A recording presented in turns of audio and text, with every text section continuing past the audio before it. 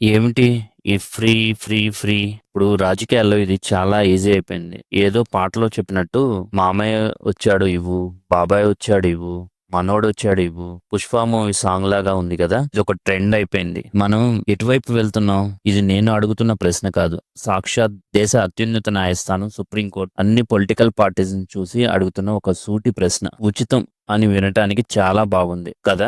ఉచితంగా కరెంటు, ఉచితంగా bus journey, మీ ఖాతాల్లోకి ఉచితంగా వచ్చే వేల రూపాయల నగదు. కానీ ఒక్క నిమిషం ఆగి ఆలోచించండి. ఈ లోకంలో గాలి తప్ప ఏది ఉచితం కాదు మనకి. కానీ నిజానికి చెప్పాలంటే ఈ రోజుల్లో ఆ పీల్చే గాలి కూడా కలుషితం అయిపోయింది. స్వచ్ఛమైన గాలి కోసం ఎయిర్ ప్యూరిఫైయర్స్ ని కొనుక్కుంటున్నాం. ఈ పరిస్థితి ఆల్రెడీ వచ్చేసింది ఢిల్లీలో. మీరు చూస్తానే ఉన్నారు పేపర్‌లో. మరి వేల కోట్ల రూపాయల విద్యుత్తు, రవాణా, నగదు ఉచితంగా ఎలా వస్తాయి? ఆ డబ్బేమి ఆకాశం నుంచి ఊడిపడిపోదు కదా! ఇదంతా మీ రక్తాన్ని చెమటగా మార్చి కడుతున్న పన్నుల డబ్బు. మీరు కష్టపడి సంపాదించిన ప్రతి రూపాయిని రాజకీయ నాయకులు ఓట్ల కోసం వేలం వేస్తున్నారు. ఈరోజు మీకు ఉచితం అనిపిస్తుంది.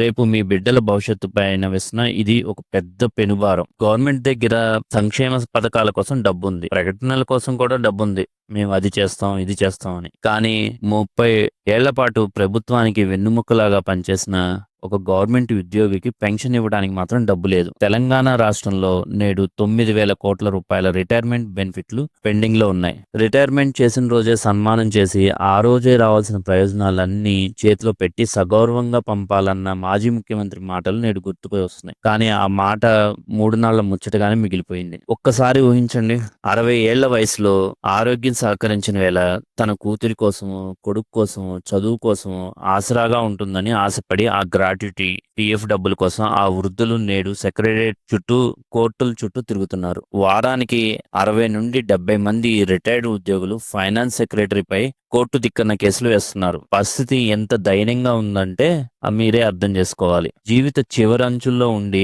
ఆసరాగా నిలవాల్సిన డబ్బు అందక ఆరోగ్య సమస్యలు వస్తే ఉన్న ఆస్తులు అమ్ముకొని అప్పులు పాలవుతున్నారు. మరి ఆ కన్నీటి గాథలకు బాధ్యులెవరు? ప్రభుత్వం నెలకు కేటాయిస్తున్న 700 కోట్లు ఏ మూలకు సరిపోతాయి? ఇదే పరిస్థితి కొనసాగితే ఫైనాన్షియల్ ఎక్స్పర్ట్స్ ఏమంటున్నారో తెలుసా? 10 ఏళ్ళు అయితే గాని ఈ బకాయిలన్నీ తీరవు అని. ఇంకో 10 సంవత్సరాలు కావాలి అని. ఒకవైపు రిటైర్డ్ ఉద్యోగుల అరుపులు, ఏడుపులు, మరోవైపు మూసీ నది ఒడ్డున 5,000 కోట్ల రూపాయలతో మహాత్మా గాంధీ విగ్రహం. అహింసను, పేదలను సేవ బోధించిన గాంధీ గారు బతికే ఉంటే తన విగ్రహం కోసం వందల మిడిల్ క్లాస్ ఫ్యామిలీల ఇళ్లను కూల్చమని ఆయన చెప్పేవాళ్ళ, లేకపోతే అంగీకరించేవాళ్ళ?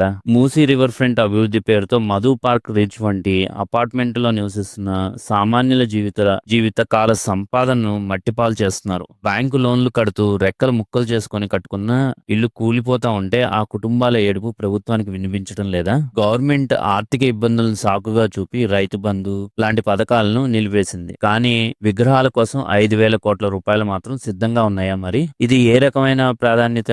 ఏ రకమైన డెవలప్మెంట్? అసలు డెవలప్మెంట్ ఏంటంటే కట్టడాలు కాదు, ప్రజల కోసం వాళ్ళ కడుపు నింపడానికి, వాళ్ళ కన్నీటిని తోడవడానికి చేసే పథకాలు. పారదర్శకత లేని ప్రాజెక్టులు, సామాజిక ప్రభావ అంచనాలు లేకుండా చేపడుతున్న ఈ చర్యలు కేవలం భూసేకరణ కోసమైనా, లేకపోతే ఇంకా దేనికోసమైనా డౌట్ వస్తున్నాయి. రాజకీయ నాయకులు చేసే ఈ ఉచిత హామీలు మన ఆర్థిక వ్యవస్థను ఎలా దెబ్బతీస్తాయో ఒక చిన్న ఎగ్జాంపుల్ తో చెప్తాను. మన దగ్గర ఉన్న డబ్బుతో ఇల్లు కట్టుకోవాలని మనం అనుకుంటాం. కానీ ఆ డబ్బు కోసం మన సరదా కోసం, స్నాక్స్ కోసం కొనుక్కొని తింటే ఏమైద్ది? కడుపు నిండుతుంది కానీ తలదాచుకోవడానికి నీడ ఉంటుందా?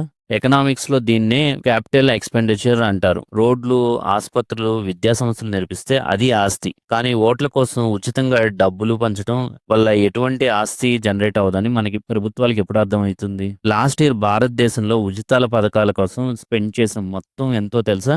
అక్షరాల 1.7 లక్షల కోట్ల రూపాయలు. పోయిన ఏడాదితో పోలిస్తే ఇది 2022-23తో పోలిస్తే 5 రెట్లు పెరిగింది. ఇది కేవలం భయంకరమైన సంఖ్య మాత్రమే కాదు, ఇది మన పతనాన్ని సూచిస్తున్న ప్రమాద గంటికలు. మన విద్యుత్ పంపిణీ సంస్థలు, డిస్కాంలు వేల కోట్ల రూపాయల్లో అప్పుల్లో ఉన్నాయి. మీరు కట్టని కరెంటు బిల్లులు ప్రభుత్వం భరిస్తుందని మీరు అనుకోవచ్చు. కానీ ప్రభుత్వంకి ఆ డబ్బు ఎక్కడి నుంచి వస్తుంది? ఆ డబ్బు మీ పిల్లల కోసం, మీ పిల్లల బడుల కోసం కేటాయించాల్సిన డబ్బు. ఆ డబ్బునంతా తీసుకెళ్లి డిస్కౌంట్లు కడుతుంది. ఫలితంగా ఏమవుతుంది, రేపు 24 గంటలు కరెంట్ ఉండదు.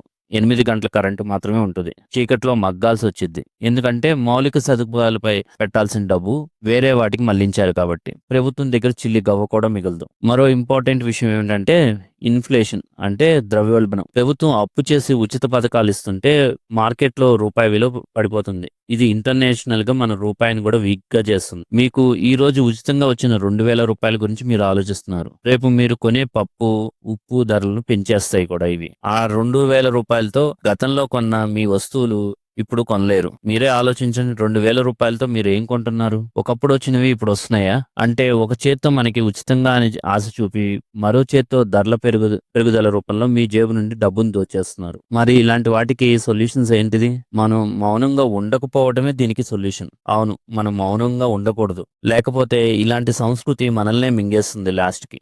ఏ రాజకీయ నాయకుడైనా ఎన్నికల ముందు ఇచ్చే ఉచిత హామీకి దానికి అయ్యే ఖర్చు ఎంత, ఆ డబ్బు ఎక్కడి నుంచి తెస్తారు, ఇప్పటికీ ఉన్న పథకాలకే ఆ నిధులు ఎలా సర్దుబాటు చేస్తారు అనే వివరాలకి ఒక శ్వేతపత్రం ప్రజల ముందు ఉంచాలి. మనకు కావాల్సింది ఉచిత బస్సు ప్రయాణం కాదు, క్షేమంగా గమ్యానికి చేరే నాణ్యమైన బస్సులు. మనకు కావాల్సింది ఖాతాల్లో పడే డబ్బు కాదు, మన పిల్లల బంగారు భవిష్యత్తుకు భరోసా ఇచ్చే నాణ్యమైన విద్య మరియు ఉపాధి అవకాశాలు. మన నుంచి కూడా ఒక బాధ్యత ఉండాలి. మనం వేసే ప్రతి ఓటు 2,000కో 5,000కో అమ్మేసుకోవటం కాదు. మీ ఓటు మీ బిడ్డల కోసం, భవిష్యత్తు కోసం ఒక పునాదని మీరు ఆలోచించాలి. కేవలం ఎన్నికల ముందు వచ్చే పథకాల కోసం చూసి ఓటు వేయకుండా దీర్ఘకాలికంగా అభివృద్ధి ఎవరు చేస్తారో చూసి ఆ ఓట్లు వేయాలి. మనం ఇప్పుడు మేలుకోపోతే మన రాష్ట్రం అప్పుల ఊబిలో కూరుకుపోతుంది. ఈనాడు రిటైర్డ్ ఉద్యోగి కోర్టు మెట్లు ఎక్కినట్లే రేపు మన పిల్లలు కూడా ఉపాధి కోసం ఇతర రాష్ట్రాలకు వెళ్ళిపోవాల్సి వస్తుంది. ఈ వీడియో తెలంగాణలోని ప్రతి ఇంటికి చేరవేయండి. మన హక్కుల కోసం, మన భవిష్యత్తు కోసం గలం విప్పుదాం. ఈ వీడియో మీకు నచ్చినట్లయితే లైక్ చేయండి, షేర్ చేయండి.